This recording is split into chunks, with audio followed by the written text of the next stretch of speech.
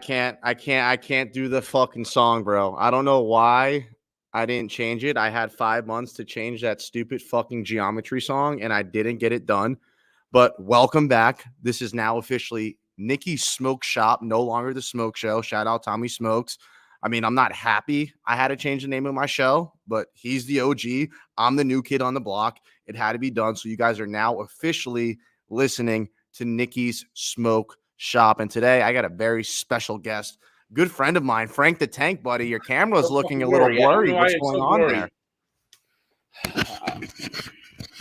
I don't think it's the lens, Frank. I think it's just not zooming in on your face. But there's nothing I can do to change this. Move your face closer to the camera. Maybe that helps. There you go. Getting better. Getting better. It just doesn't. We almost had that beautiful face on there. We almost had it. Oh, there it goes. You're good. Look, you're coming back, Frank. You're coming back. I don't want to see. Not really. Not how we wanted it to. There you go. That's good. I think that's good enough.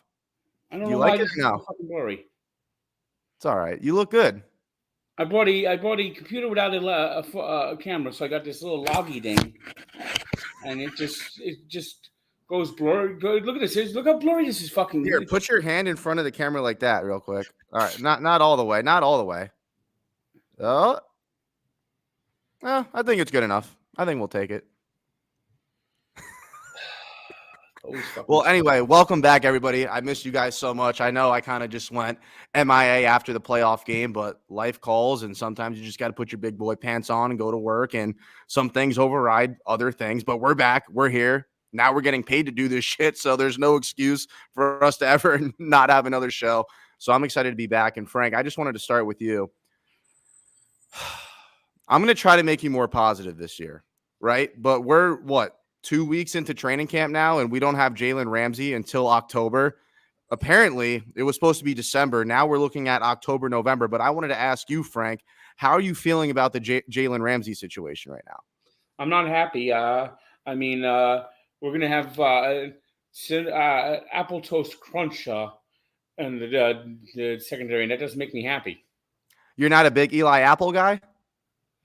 Every time I see him, he's turned to apple crisp. I mean, he had a pretty good playoff game against the Chiefs a couple years ago, no? Yeah. He told Tyreek Hill he owned him. He's always getting burnt. Yeah, but I don't think Eli's going to see the field, though. I mean, I'm more excited for Cam Smith, Kader Kohu. I mean, do you really think Eli Apple's going to see the field? Here we go again. Blur. Frank, I think we're just going to have to eat the blur. We're just going to have to eat the blur. I don't know why. I mean, look, I'd rather see you blurry than see Noah Igbenogany take another snap for the Miami Dolphins. So as long as you're blurry and Noah's not on the field, I'm fine with that. I have no problem with that. Can me being blurry cause Liam Eichenberg to also end up off the field? Well, apparently he might not even start this year. Did you hear that they're having he might not play? They're playing other guys at left guard. So you're getting your wish. Well, he needs to be fucking thrown out the damn door. That's what he needs to be. Is he your least favorite player on the Dolphins? Currently, yes. Yes. Worse than Noah? Well, both times that Tua got concussed, who was the guard yelling, "Look out!" I don't know if I would put that on Liam, though. I mean, a lot of the times it's just holding on to the ball too long. Then he gets too many holding calls. He's just always something. It's always something with him. Yeah, I mean, I think he is by far the worst player on this Miami Dolphins roster. He's also by far probably the worst left guard in the entire NFL. He gives me Jesse Davis vibes. Do you get that vibe from him? I get that he's a bum.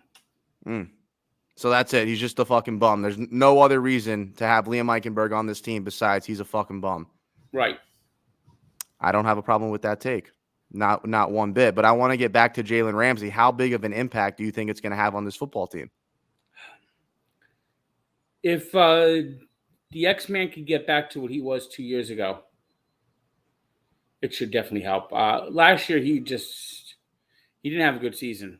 That's a key. I mean, I had dinner with Xavier Howard, and he told me that he was playing on one leg the entire season after that game against Buffalo. So now that I think he's healthy, finally, he's going to be playing with not one leg, but two legs. I think we are going to get that Xavier Howard. And also, I think the Vic Fangio scheme is going to help him out a lot. He's not going to have to sit here, play man coverage each and every single week. They're going to play a little more zone. I think it's going to be a little easier for Xavier Howard this year. Well, that should definitely help. Fangio always seems to be one of the top defensive coordinators, so that's a reason to be hopeful. It's just that staying positive is so hard when you just went through the baseball season I just went through. Yeah, but look, we don't want to talk about the Mets. I know they fucking suck, but like, let's just, even with the Dolphins, let's just be real with each other. We don't have the best track history. No, straight up. You know, they build us up, we get excited, we almost get there, and they fuck us each and every single time. But Frank, I mean, look, I know I say this, I say this every year. Since the Dolphins have won a playoff game. I say this every year, but I think it's true. I really do think this is our year. I mean, just look at the talent we have. It's by far the best team we've had in the last 10 to 15 years. And I said that last year too, but this year it's even better. I mean, just the defensive line is deep. The offense is electric. I mean, how the hell is this team not going to be the team to win a playoff game? I mean, our bar is low, Frank. Our bar is fucking low. Win a fucking playoff game. This team should win a playoff game this year. Yep. Okay, now I see that it's clear. I think that I try to have it aside. That means I'm just going to have to move the table over to make sure I got that. We still see JT in the background, so it looks good. Yeah, because I want to get the helmet here. That's what I want to do. I think you should. But Frank, I mean, do you not think this is the team to win the playoff game? I think that they should at least get to the AFC Championship game. I agree with that. I think if Tua plays every single game, does not miss a game, there's no reason why they don't make the AFC Championship game. And I'm not saying that because I'm a Dolphins fan, but dude, just look at our team. I mean, top to bottom, the defense is loaded. The offense is loaded. You have Mike McDaniel as a head coach, Vic Fangio as a DC. This team should make a deep run in the playoffs. I mean, the 2 years that they really played well for Flores. Defensively. I mean, the offense fucking sucked with Flo. Yeah. I mean, they got to put it together. They got to put it together, and hopefully Fangio's the guy that can do it. One thing for sure is it's a tough division, and it's actually looking at the division and to think that the Patriots are the dump, the team that is probably the softest team in the division is, and with that coach, they always find a way to win games that they shouldn't win. It's very true. I mean, I don't think the Patriots are going to go 6-11. Maybe they go 9-8, 8-9. But I'm not worried about the fucking Patriots. I'm not even worried about the Jets. We just got to beat Buffalo. That's it. What the Jets history? It's kind of a little bit like Mets history at times. When they bring in these old farts, they never do well. And I hope that Aaron Rodgers does to the Jets what Max Scherzer just did to the Mets. Rip their heart out. Ripped their heart out and destroyed the team from the inside out. And Aaron Rodgers, when he's not happy, he doesn't play well. Yeah, and he's going to take the rest of the team down with him as well. You know, I mean, he's the leader. It's a young team. They're all looking up to Rodgers. So if he's out here fucking moping and pouting and all that other bullshit that he does, that's going to be contagious. A few bad games and the Jets those Jet fans start booing. I don't think they're going to boo him. I don't think the Jet fans are going to boo him. Nothing would make me happier, though, than seeing Aaron Rodgers. Nothing would make me happier than to see the Jets just absolutely implode this year. They're going to be on Hard Knocks, and I love that they're on Hard Knocks. Every team that's on Hard Knocks ends up sucking or choking their season away. Well, when the year the Dolphins were on Hard Knocks changed the whole rules. Why? What happened? Well, it was Joe Philbin's first year. Good old Joe Philbin. It was Joe Philbin's first year. They brought in Chad Ochocinco. He was just like the first 2 episodes were all Chad Ochocinco taking over the show. And then he headbutted his girlfriend. Then he hit his girlfriend and got released, never played again. And they made a rule that they could no longer have a first-year head coach. on Hard Knocks because Joe Philbin basically said that I never got control of my team because of Hard Knocks. No fucking shit. They made that a rule. The Dolphins made it a rule. Yeah. Well, hopefully the same thing happens to the Jets. Yes, And it's not. There's like there's a pool of teams, and it's basically the NFL basically asks for volunteers, and if there's no volunteers, they pull a team out of a pool. I think now they have. I think the rule is now that a team that made the playoffs last year doesn't go on Hard Knocks. A team that made a coaching change does not go on Hard Knocks.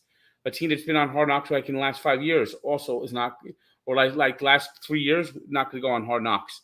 So what they do now is they just arranged it so it could do like this. So they could put different teams, and they avoid getting distracting too much for a team that didn't make the playoffs last year, or a team that's changing their coach. So the Jets got Aaron Rodgers coming in. They didn't make the playoffs last year, and they have a second-year coach. So Jets, you're up, boys. With that, I'm going to bring on my dog, Bobby, to the show. Bobby, you were my former co-host. Then you left. And then I got hired by Barstool. And now I'm bringing you on the show. So welcome back. I miss you. I appreciate you having me, Smoke. I just had to come on real quick. I had to shout my boy Smoke out. Barstool made. We went from the old shitty podcast to now Smoke's on Barstool. Frank, I'm glad to see you're not blurry anymore. You look great up there. Real quick, I got to ask how that series against the Orioles went. Wait, I know the answer. The Orioles swept them. Sorry, Frank. I had to bring that up real quick. Let me get it back to the Dolphins now. I'm excited. I had to come in here and talk some shit real quick. Biggest takeaway, my biggest take, this guy's playing 17 this year. I know no one can predict it. I know we can't see the future. I know we've gone down this path before. I'm right back where we always are. Optimism of training camp. Tua's got a sleeve. He looks like the Samoan sniper. Tatted up Tua. He's doing jiu-jitsu, judo, whatever it happens to be. This guy's playing 17 games this year. He's going to throw for 4,500 yards. The Dolphins are going to win 12 games, and I'm right with Frank. AFC Championship. That's where I see us this year. Bobby, I like that a lot. That's where I see us this year. I like that a lot. But, Frank, do you think Tua's playing all 17? If anything, if it's 13 or higher, I'll be happy. 13 or higher. But what if he misses the last 4 games of the regular season and playoffs? That's not happy.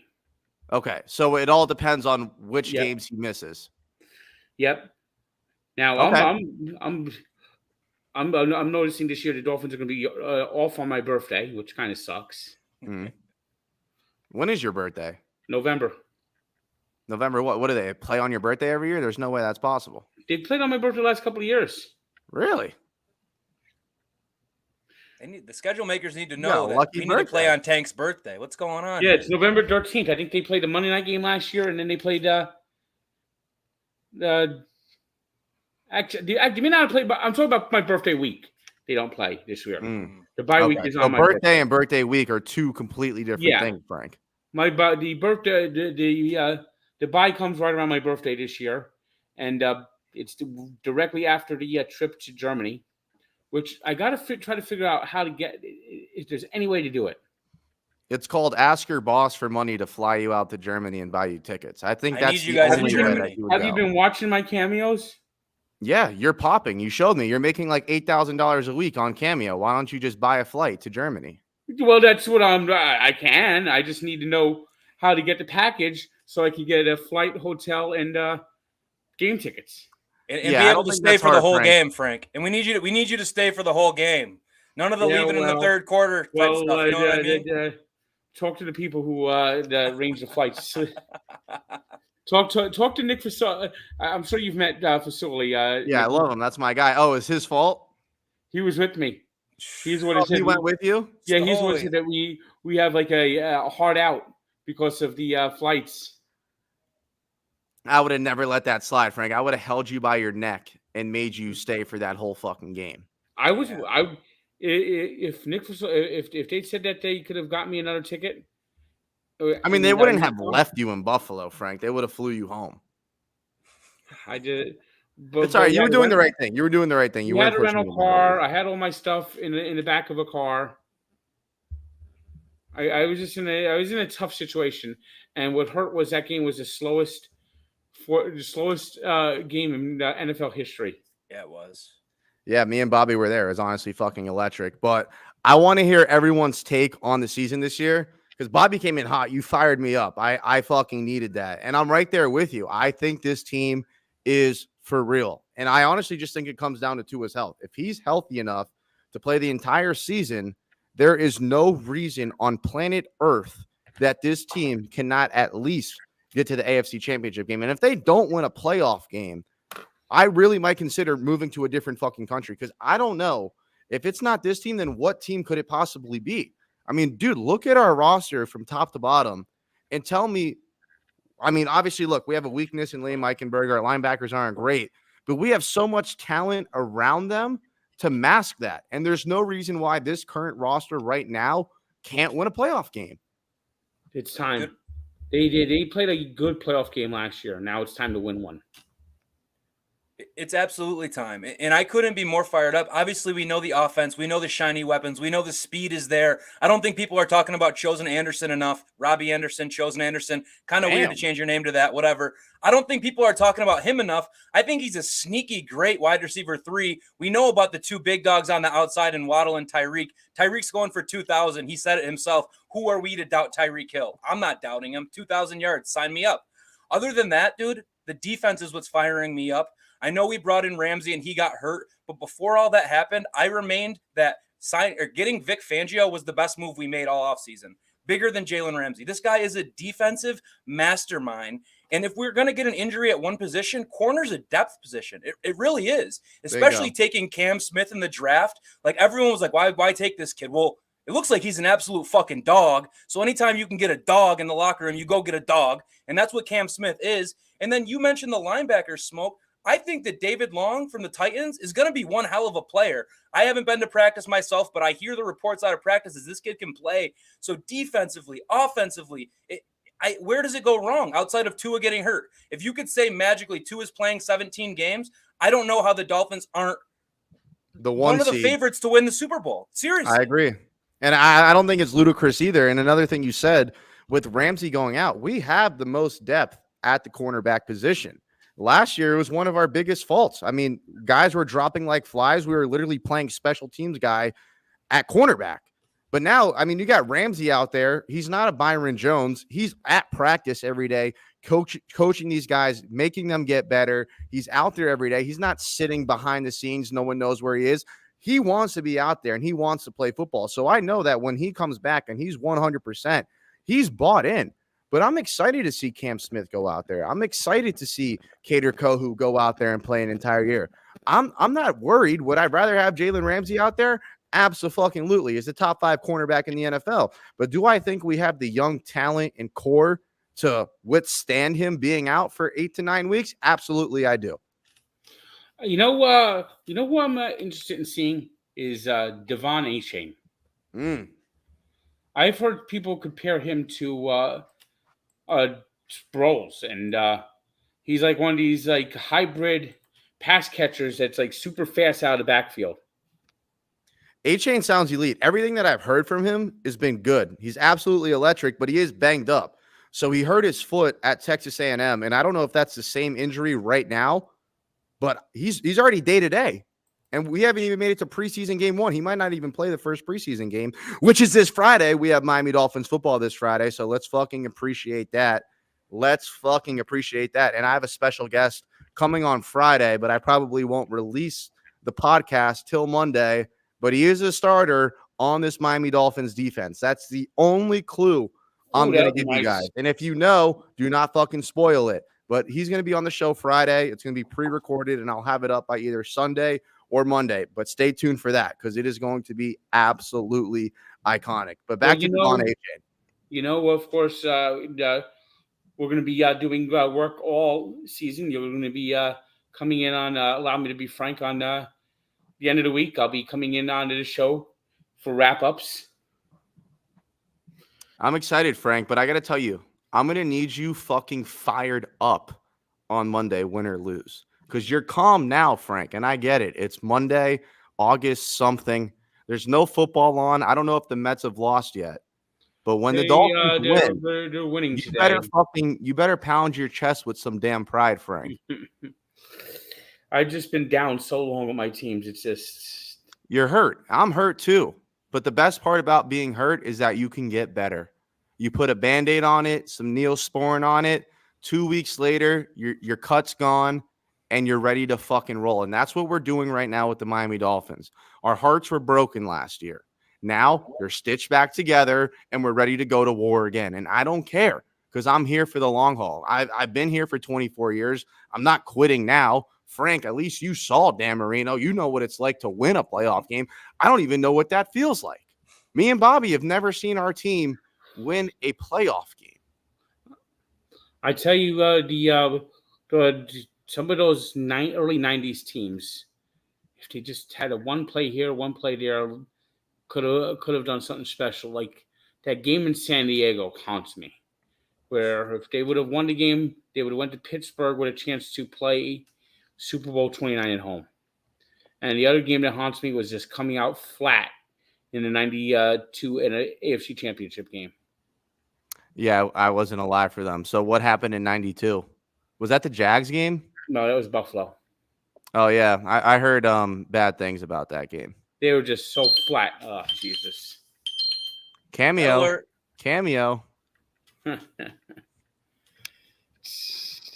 But, Frank, I wanted to go back to Devon Achane real quick, just because I think he's going to be really good, but he's already banged up. Raheem Mostert has a history of being banged up. Jeff Wilson has a history of being banged up. So all three guys. We need a cook. Let's go. Bring in Dalvin. Let's get this chef in the fucking kitchen. I don't know why we're not doing that. Let's do it. I don't know why we're not doing it. If Raheem Mostert goes down, are we going to be comfortable with sending out just Achane and Jeff Wilson? And I don't mean to disrespect either of them because I haven't seen Devon Achane play in the NFL. He could be a top 10 back. I'm not saying he will be, but we don't know. It's the uncertainty. But the fact that you have 3 injury-prone running backs, Achane's already hurt, Jeff Wilson and Mostert, they both have histories of being hurt. Why would you not want to get Dalvin Cook, especially when he wants to play for the Dolphins? He took a meeting with the New York Jets and still did not sign with them. He's from here. It's clear. It's evident that he wants to be a Miami Dolphin and not a New York Jet. They got to get it done. Why the hell is he not a Miami Dolphin player right now? I don't understand it for the life of me. Sometimes Chris Greer looks like a moron. Let's do it. Let's get him in. I don't know why not.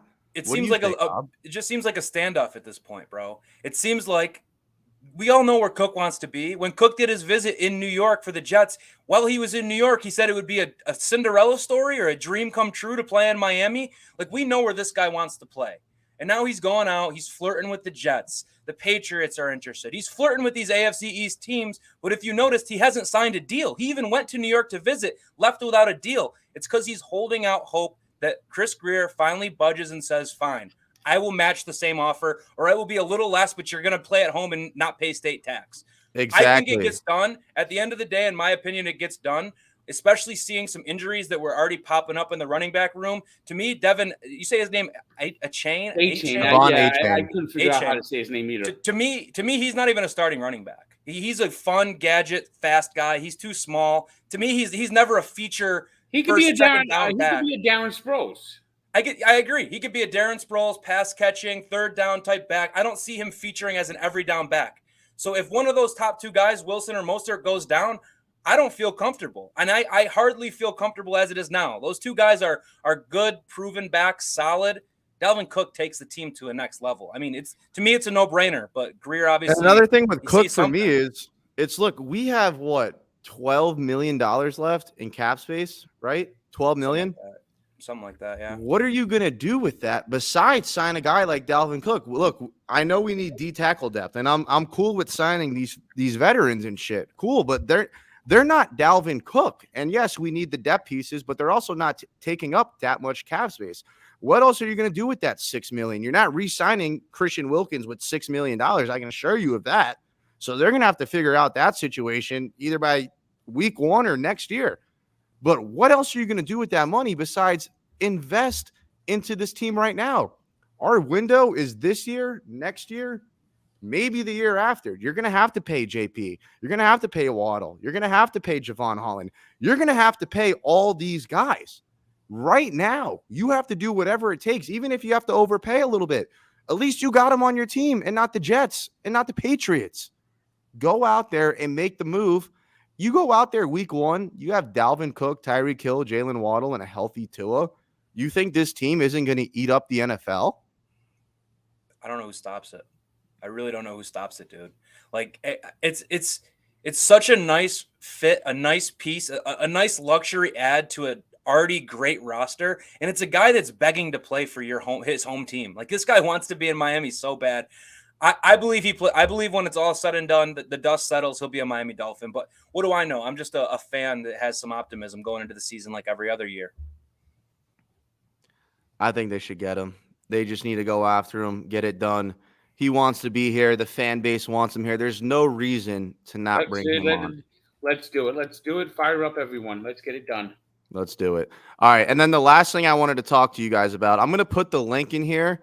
If any of you guys want to hop on the panel, I'll see how many people join because I've missed all you guys that are in the comments. Seeing all you guys back here makes my day. If you haven't already, please hit the like button, subscribe to the channel. If you guys want to hop up here, talk ball, just catch up, join the panel while we're talking here. And if there's a bunch of people, we'll run it. If not, fuck it. We'll see you guys next episode. But one of my favorite videos from training camp, it's not Tua hitting the fucking goalpost. I expect him to do that. He's an NFL quarterback. He's the most accurate quarterback in the league. But it's the video of Tua taking command of the offense after they had a shitty practice, and he's just rallying up the troops. And I think that just shows so much growth and confidence in himself to be the leader of this football team. When Flores was here, you never saw that. Now, Tua, it shows me he's comfortable. He feels good in his own skin. He understands the playbook. He speaks. The entire team listens. There's no power struggle between him and his head coach anymore. This is truly Tua's team. And I believe that video shows that. I don't think I've ever seen Tua during a game grabbing his entire offense and getting them ready to go and checking them. And that's one thing I loved about the Tom Brady's, the Peyton Mannings. They didn't give a fuck. They were ready to get in your face and get you ready to go. So to see Dan Marino especially. I mean, if you ran the wrong route or if you dropped a pass, Dan Marino would he'd come at you and he'd rain hellfire on you. But I like that in a quarterback. I don't want the soft, laid back, oh yeah, whatever. And I know there's guys like that, but the ones that win care. And when you care, you let your emotions out. You wear them on your damn sleeve. So for me to see that from Tua, that makes me a bigger believer in him than his fucking sleeve tattoo, which, by the way, is fire and shows that he's a man in his culture now. But I think that video means a lot. What do you think, Bob? I couldn't agree more, dude. You need to see this guy with a little bit more assertiveness. We know how he is. He's a laid back, chill. He's a Hawaiian brother, bro. He hangs out. He catches a wave. He does what he does. We need to see him with a little bit more leadership, stepping up, and that's kind of what we're starting to see. That video shows it. I heard an interview with Tyreek Hill where he said that the Tua is starting to show the leadership he showed at Alabama, where it was his team. He wasn't scared to show it. He would let everyone in that huddle know. So I love to see that from Tua. That is the next step for him. Well, the next step for him is playing 17 games because I think if he plays 17 games, the numbers speak for themselves. I mean, he was on pace for 4,500 last year. He just couldn't stay damn healthy. And now we just got to believe that he's going to stay healthy. Hopefully some of the adjustments he's made, throwing the ball away quicker, sliding, not taking these hits is going to help him. But, yeah, the leadership's unbelievable, man. I really love to see that, and I really think that if he's on the field, he's going to be a force to be reckoned with, man. Back in that MVP race, just like he was all the way through. And people want to discredit and be like, oh, Tua was never really in the MVP race. He was firmly in the MVP race for, 10, 12 weeks? I see the same thing happening as long as he can stay on the field. All right, I'm going to bring on Cap for life. He's in the back, and then we'll go ahead and wrap the show up. Cap, welcome to the show, bro. You're a longtime listener. You always tune in. I appreciate the love and support. What do you got for me? Man, just want to, give a shout out to you guys, man, for inspiring to grow. Frank, welcome on board, brother. This is going to be a hell of a ride. Hope you got your seatbelt strapped on tight, bro, because this is going to be a scenario right now. If the tribal chief wants to be acknowledged, you take control of this offense. You make sure you dominate on every aspect. Leave no stone unturned. You have a situation where you got to get rid of the ball, you get rid of it.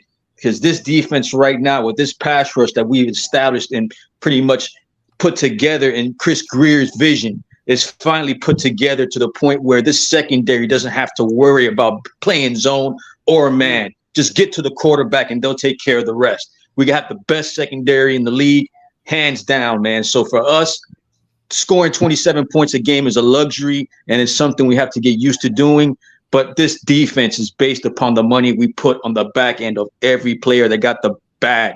It's all about the defense, and I'm ready to see it, man. I just 1 week away. Football's here, baby. Can you smell the pigskin? Can you smell it? Woo! Oh, I can fucking smell it, Cap. I could smell like these fucking smelling salts I've been smelling all day. It fucking smells amazing. I can't wait for Dolphins football. I can't wait to see this team on Friday, and I can't wait to see them open up a can of whoop ass on the LA Chargers. Cap, you just fired me up. Thank you, brother. Always love. Thank you for coming on. Love you guys, man. And, just keep it going, man. Don't stop. Don't stop. Good man, Cap. Yes, sir. All right, final question. So my boy's watching the show live, and for some reason he can't comment, but this is his question. What do the Finns do if Tua doesn't play up to expectations this season? Do they move on? Absolute asshole of a question, but one that I feel like should be discussed. I'll start with Frank, then go to Bobby, and I'll close it.